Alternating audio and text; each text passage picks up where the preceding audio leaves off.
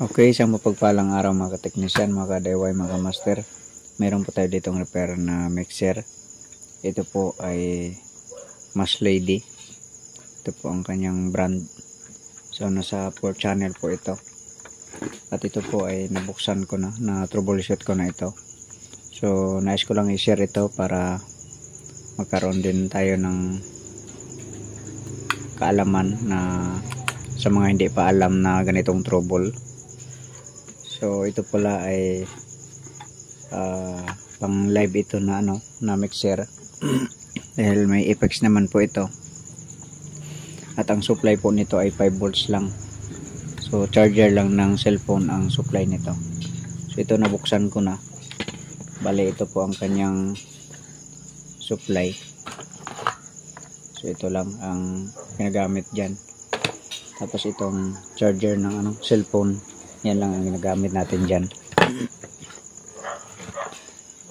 So ang problema nito ay walang output, walang tunog dito sa out. So testing natin para makita nyo kung ano ang trouble nito.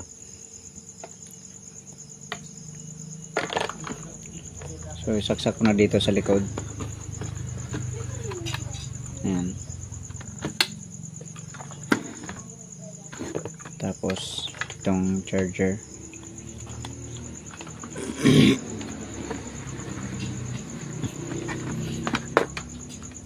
Okay. Ngayon saksak natin.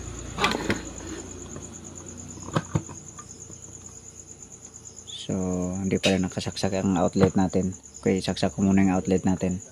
Punutin ko muna to. Okay, nasaksak na natin yung extension natin. Ito, saksak natin. Ayan. So, yan po ang kanyang problema. Kasi ang normal nito, pag saksak natin ng kanyang supply, dapat walang ilaw ito.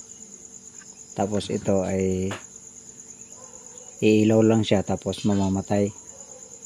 Magkakaroon lang siya ng signal dyan kapag may magkakaroon lang siya ng ilaw dito kapag may signal na dito sa mga input dito.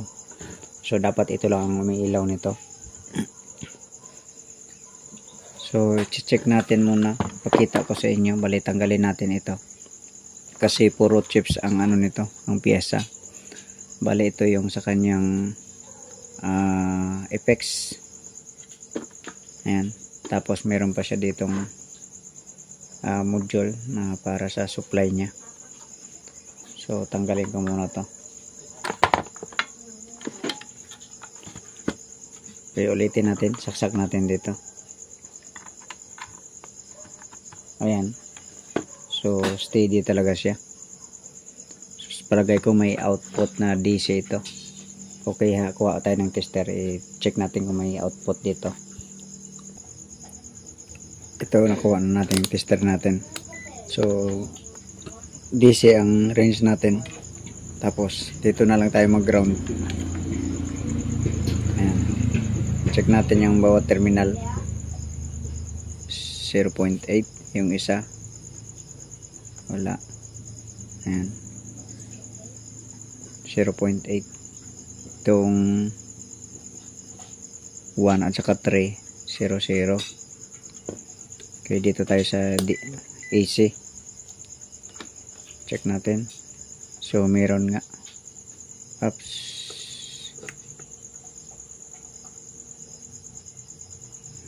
Wala man. Pero walang sound yan. Okay, so tanggalin ko muna itong board na to. Ito, natanggal na natin. So bali yan po ang kanyang laman.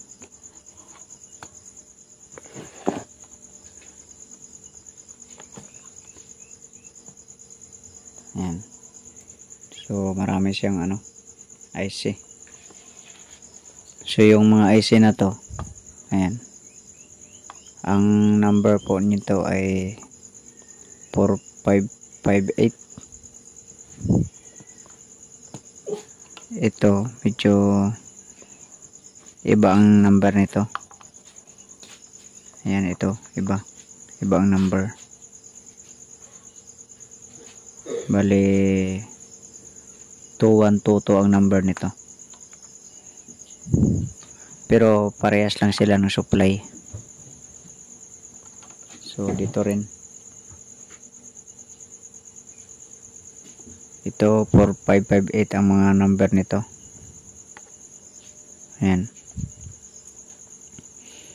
ito lang na to ang dito na connection para sa bare light nya. Ayan. So check natin ang papakita ko sa inyo kung ano ang supply nito.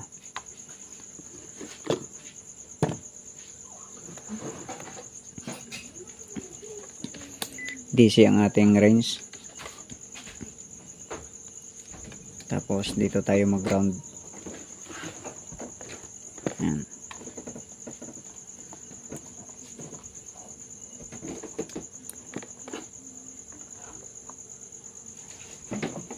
So bali ito yung pin number 1. Ito yung may tanda dito or may marking.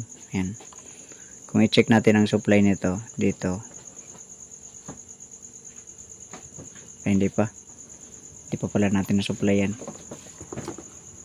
Lagyan natin ng supply.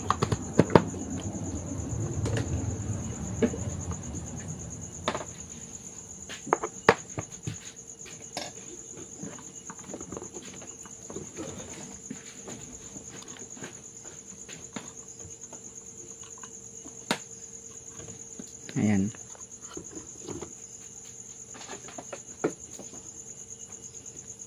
So ang ilaw na to ay naka-steady po yan ha.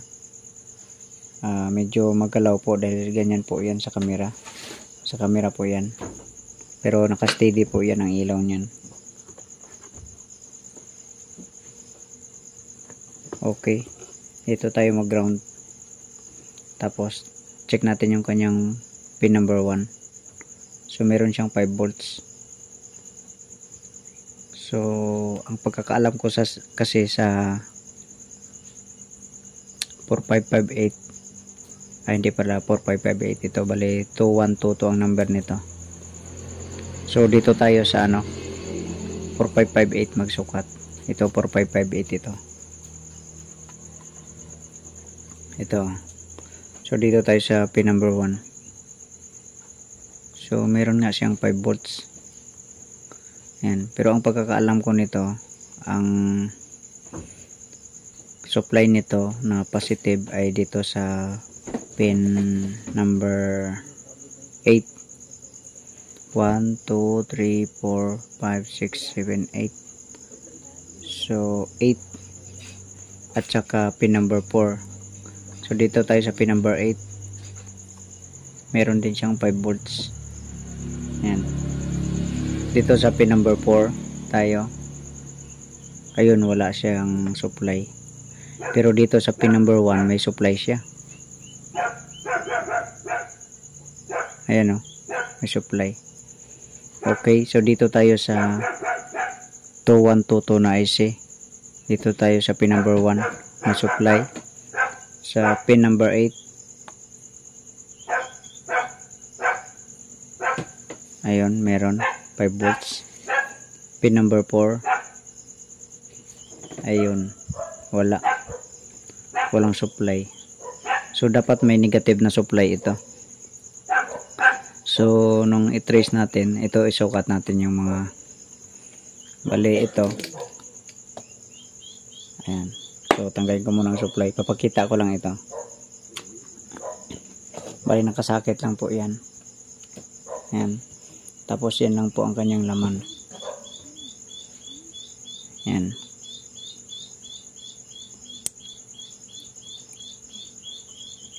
May IC siya dito. Parang hindi naman siya DC-DC. Yan. Tapos nakasalpak lang yan dito. So sukatin natin ang voltahe dito. Bali meron siyang paa dito na 1, 2, 3, 4, 5, 6, 7, 8, 8 na paa. Okay, sukatin natin.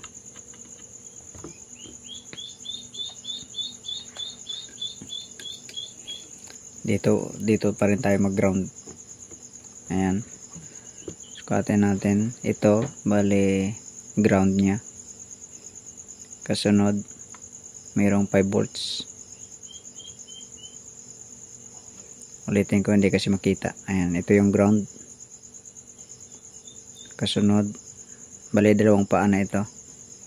Kasunod, ayan, 5 volts. Kasunod nya sa pin number 4, 5 volts uli. Pin number 5, parang negative siya. So wala. Dito tayo,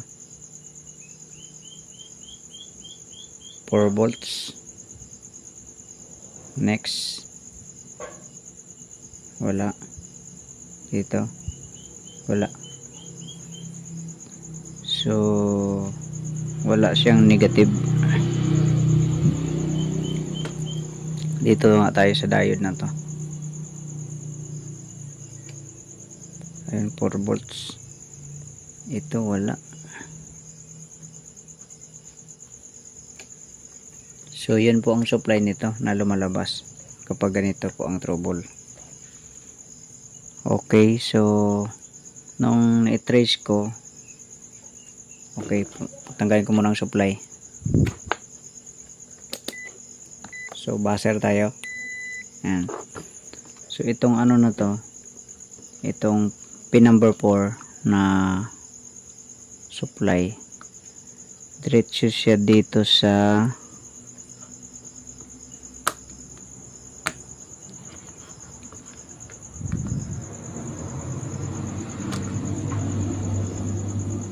ito, pin number 4, ito sa resistor.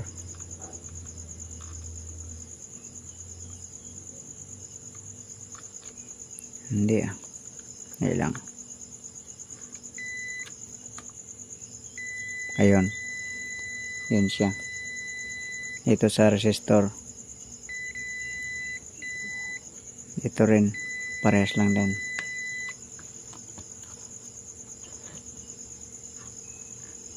Itong pin number 4, itong resistor, ayun, konektado. So bali itong IC na to,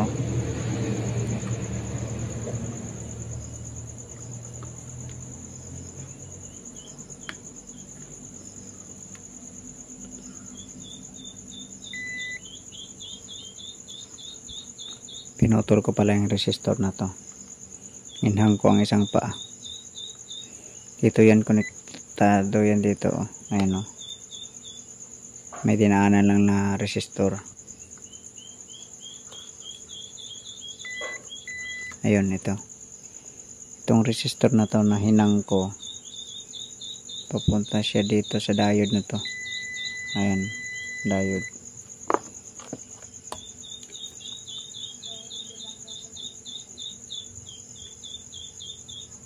Ayan, ito yung resistor na hinang ko. So papunta siya dito, tapos dito papuntang diode. Bali ito na to ay parang DC-DC siya. Kasi ang supply lang kasi dito, isa lang to, 5 volts lang. So wala siyang negative na supply itong mga IC nya. So itong IC na to, kumbaga ang output nito ay negative supply. So bumili ako sa online. Ito, bumili ako sa online na ang kanyang input dito 3 volts to 30 volts ang input, pero ang output niya ay dalawa, may positive tsaka may negative. So single input, dual output siya. So yan ang gagawin natin dyan, ay kuha tayo ng supply dito, tapos ito yung mahirap, wala tayong mapaglagyan nito.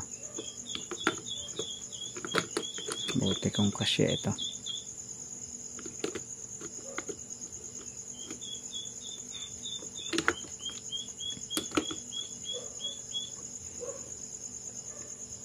So hahanap lang ako nito ng space sa loob niya para may pag-connect lang, para magkasya lang sa loob. Hindi kaya babalutin ko na lang ito ng karton. So kuha tayo ng supply dito, tapos connect natin dito. Tapos itong ano na to, resistor, yan po ang supplyan natin. Okay, so wiringan ko muna.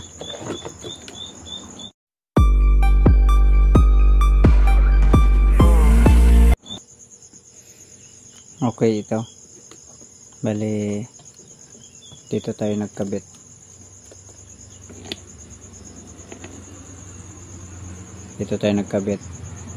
Yan.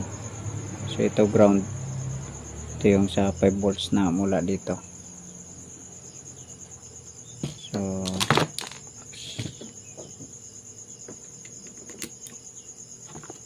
testing muna natin to.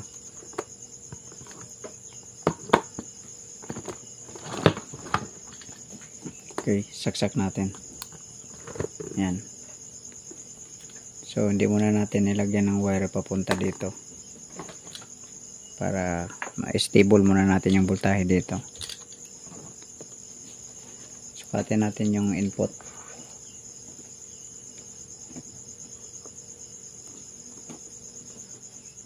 Ayan. So 4.5. Dito tayo sa output. Ito yung ground. Ito yung positive. 19 volts ang output. Kabila negative 19. So ang gagawin natin dyan, paikotin natin ito. Okay, hanap lang tayo ng paikot.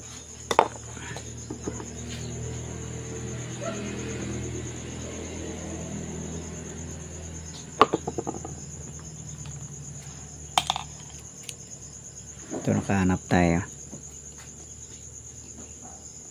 Sobrang liit naman. Hanap tayo ng malaki.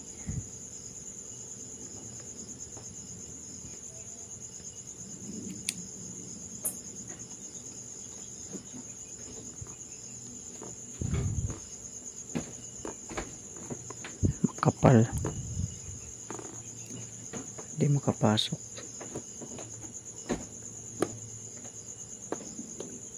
Yan. So ikotin natin para tapos i-monitor natin. Dito tayo sa negative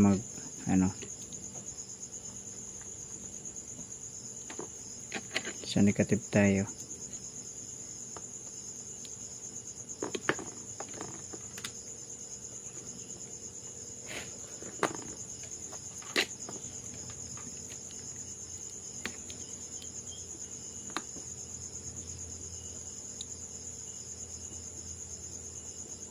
Parang bumaba. Okay lang.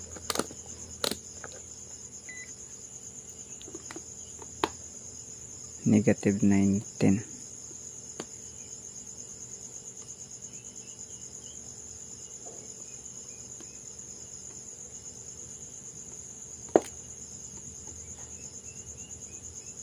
Ayan. So ang pagpaikot natin ay counterclockwise. Ayan.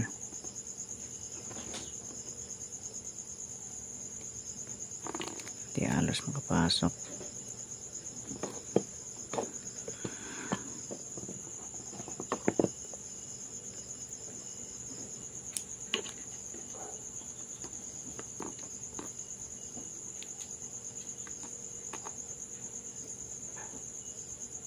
So counterclockwise.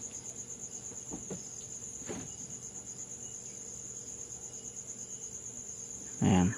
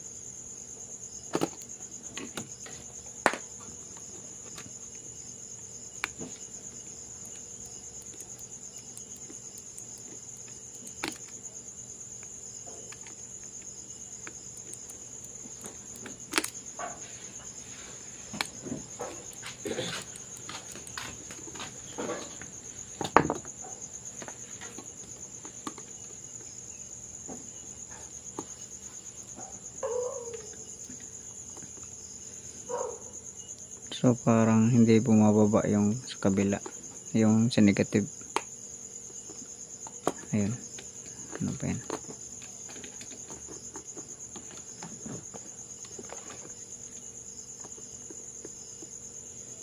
Negative 15. Yung sa kabila naman ay bumababa. Ako. Ibang klase ito. Okay, balik natin. Baka balancer niya ito lang.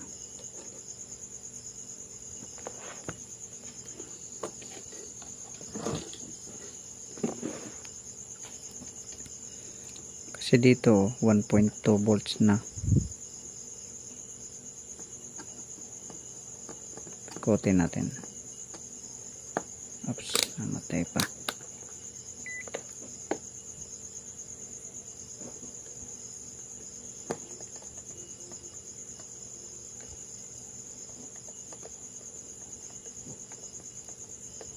Ayun, tumataas.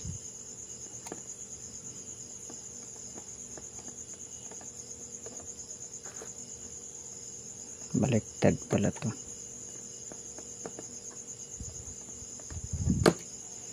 Dito sa kabila 14 na yun.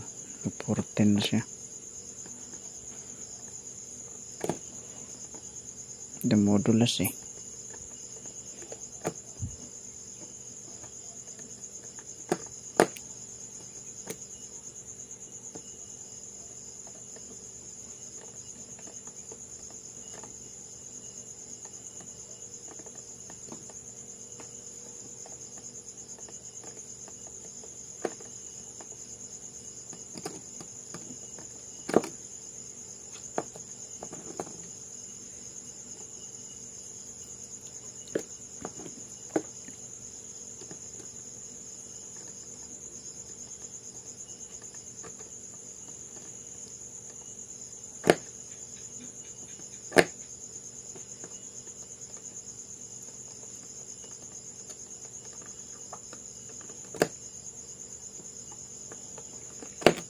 Lalo pang tumataas.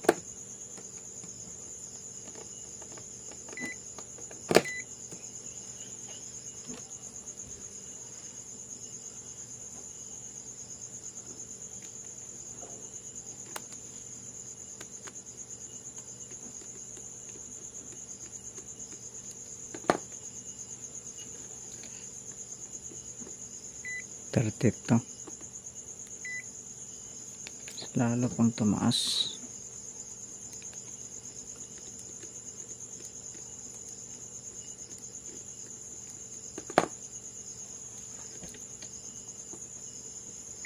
Yan o. 32. Ano ba to? Balik natin.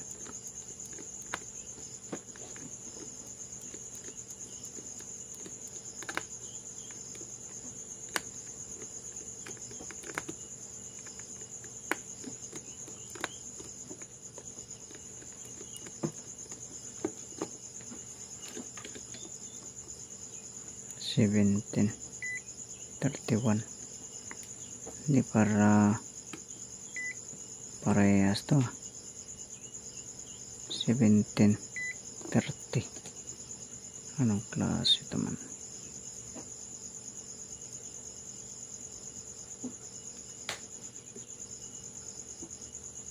May naputol siguro to. Parang may putol eh. Bunutin muna natin.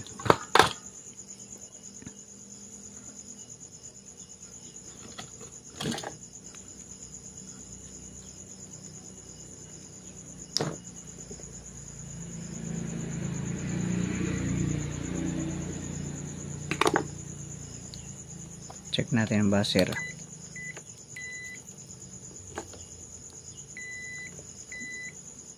Okay man.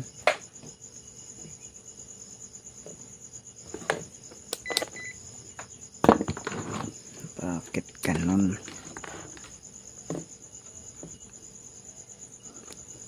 Ayan o, 28 volts.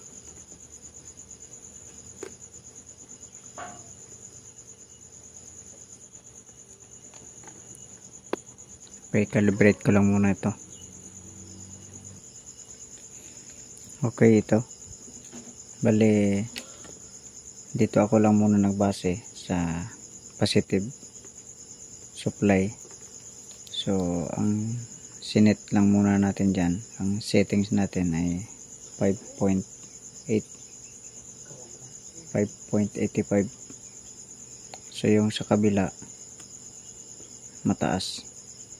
Kasi kanina nag-start tayo sa 19 volts. Yung pinakaunang saksak natin ay 19 volts.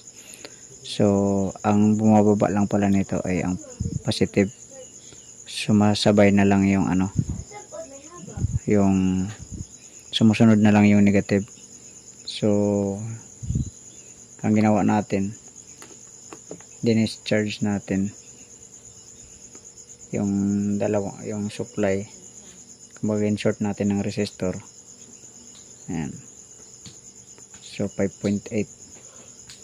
Bumabalik lang siya kasi wala siyang load eh. Pero pag may load na siya, ayan. So abot siya dyan sa ano, 5.5. Okay. So supplyan natin dito. Mag-supply tayo dyan. So lagyan ko muna ng wiring. Okay, ito na wiringan na natin. Tapos dito ko siya tinap sa resistor. Pinatayo ko yung resistor, tapos hininang. So ito naman yung ground. Ayan. Yan yung ground. So yung resistor, ayun, pinatayo ko. Chips kasi yung resistor. Okay, so check natin dito. Iabangan pala natin dito. I-monitor natin yung voltahe. Okay, saksak natin. Ayun. Ayan na. Okay na siya.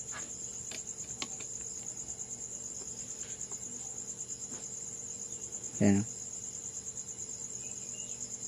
Okay na.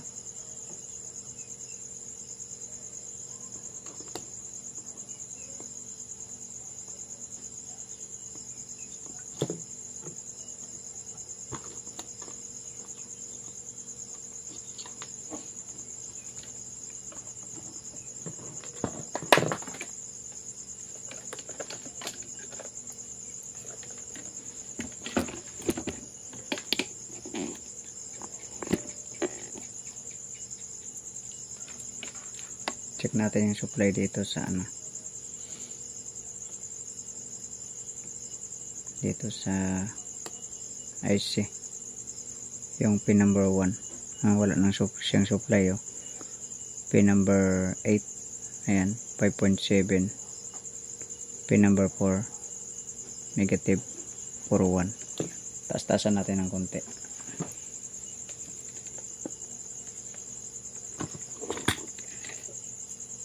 Taasan natin ng supply.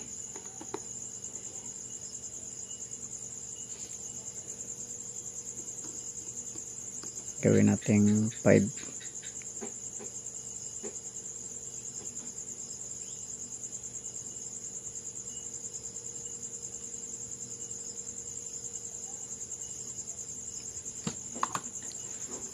Ito kasi yung sa positive niya ay 5.7, 5.5.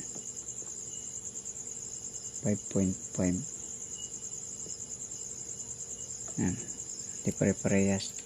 So gawa natin itong 5.7 din.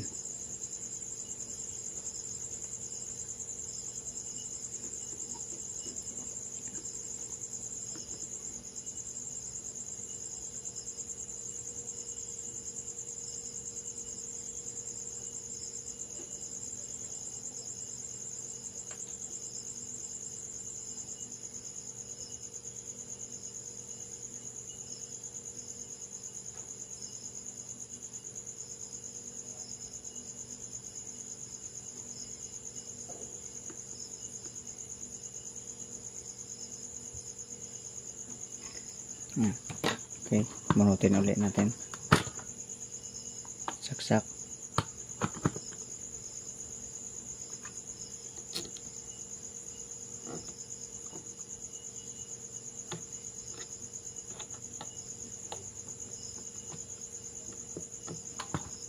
Parang bumalik na.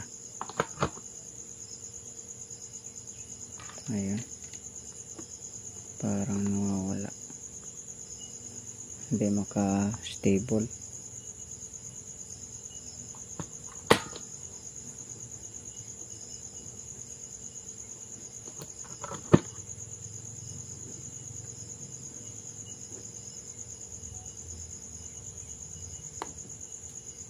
Hindi siya maka-stable. Babaan natin.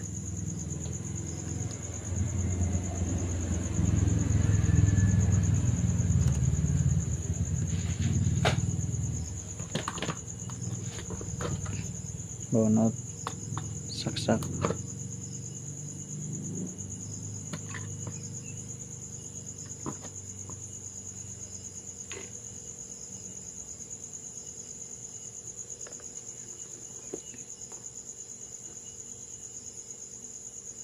Dito sa kabila tumatakbo, hindi maka-stable. Babaan natin.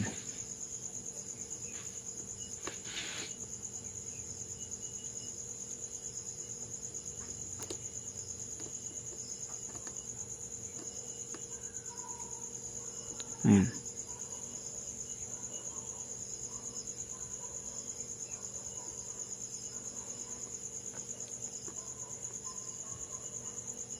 .6 talaga yung sa kabila. Yan yung pinaka maximum ng input eh. Ayan. So hindi niya kaya kasi ito 4.2 lang yung input niya, 4.2. So yun lang pala ang pinaka maximum niya. Kaya pag tinaasan natin bumabagsak kasi kulang yung supply siguro dito. Dito tayo mag check.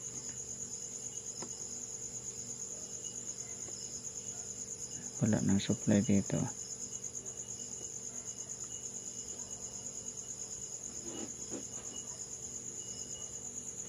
Yung andito kanina na 5 volts na wala na.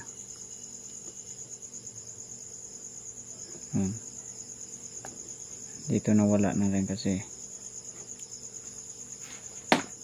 Okay, bunot natin. Ayan. Saksak ulit. Ayan. May bisyo talaga siya.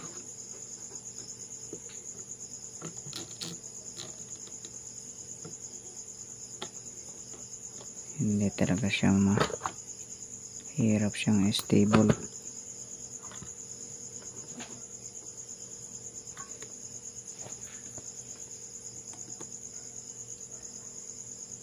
.5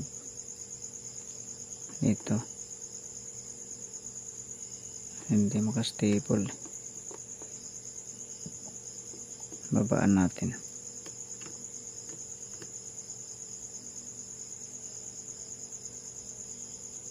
Ayan, bunot ulit, saksak. Ayun, so yun ang pinaka normal niya, 4.2.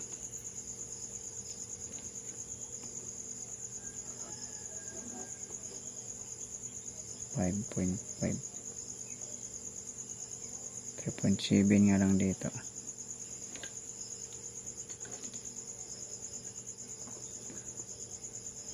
May resistor pa kasing dinaanin.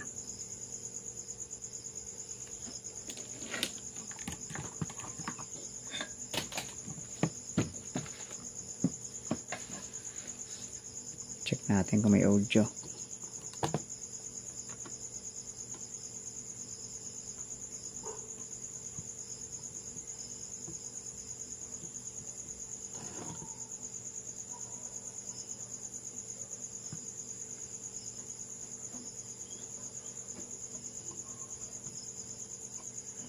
Parang meron naman.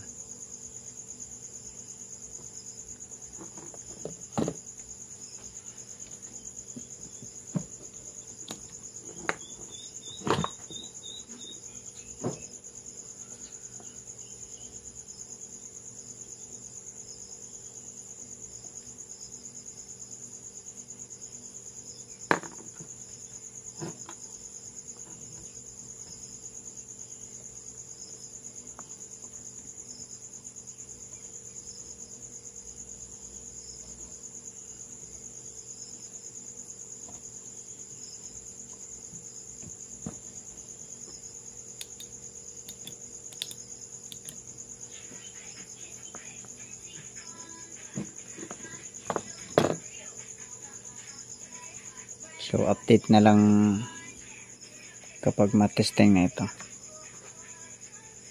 Pasimbolin ko muna to.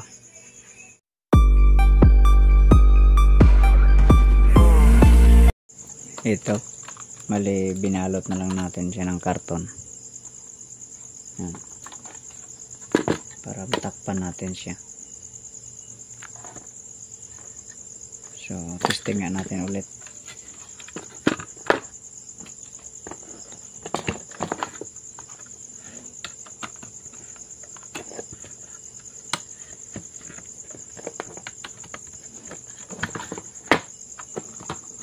Okay, saksak natin.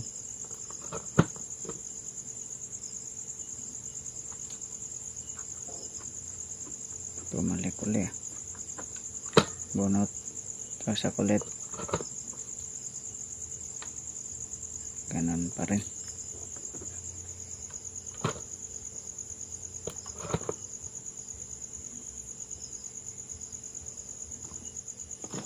So babaan natin konti kasi tinaasan ko siya ng konti. Ginawa kong 4.5.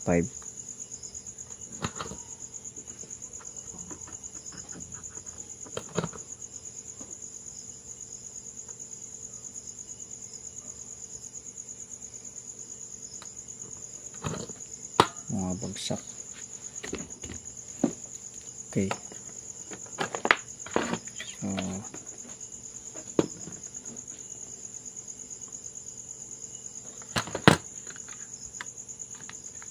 dito pa naman yung butas. Okay, putasan ko muna dito. Okay, so binutasan natin dito. Saksak natin. Dahil lang. Hindi pa pala nakasaksak dito. Ayan. Saksak. So monitor natin dito.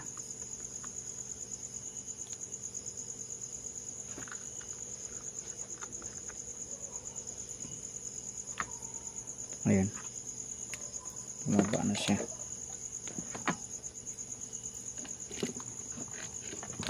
Okay, bunot.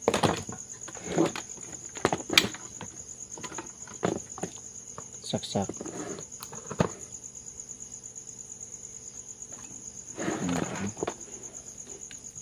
Okay.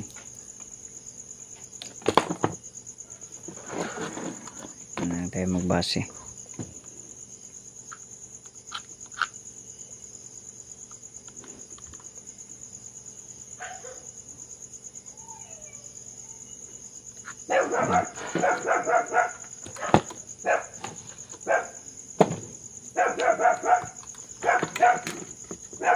Ayan siya.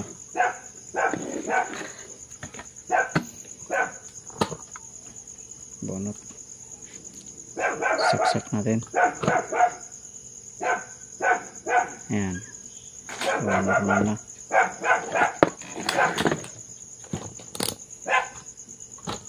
Bunot.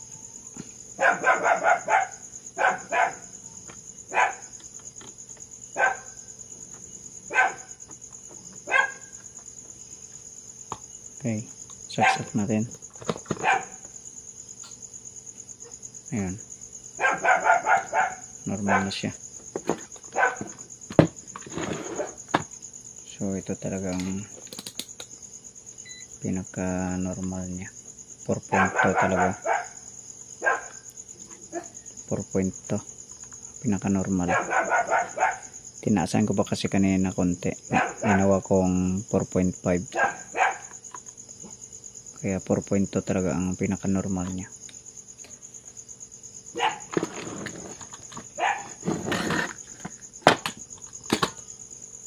Okay. Saksak. Ayan. So normal na. Okay, check natin yung audio kung may audio siya.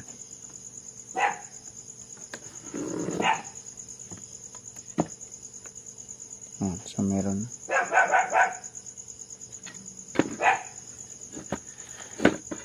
Pag ginalaw ko dito sa lalim, ayan, meron. May audio. Okay. So, ibalik ko na lahat ito. Pati yung mga knob niya. Ayan. So, dito lang to.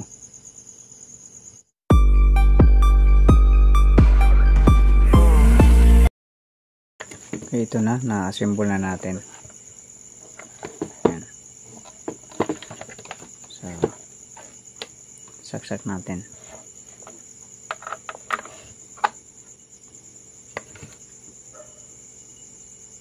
Ayan. So, okay na siya.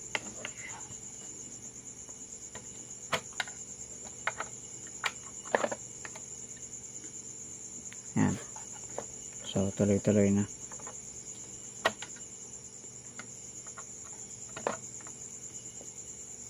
Ayan. So, good na siya. Okay na. Okay, so hanggang dito na lang video natin. God bless po sa inyong lahat.